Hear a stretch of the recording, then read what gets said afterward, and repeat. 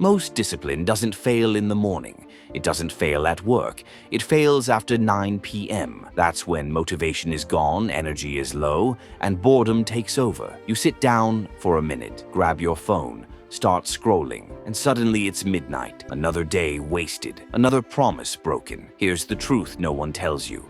You don't waste your evenings because you're lazy. You waste them because your evenings have no structure. When effort ends, your brain looks for stimulation. And if you don't decide what happens next, comfort decides for you. So here's how you fix it. First, create a hard cutoff. Pick a time when the day officially ends.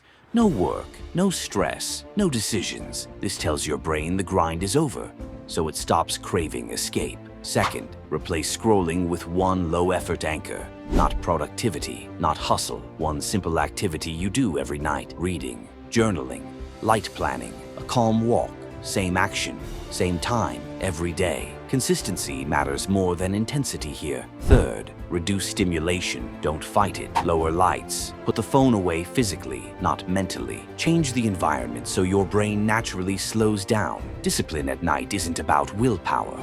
It's about removing friction. Finally, end the day with closure. Write down what you did right today and one thing you'll do tomorrow. This gives your mind a full stop instead of an open loop. When evenings are intentional, days start feeling powerful.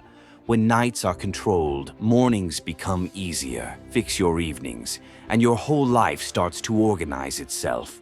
If this hit you, comment "Control Nights" and save this video. You'll need it tonight.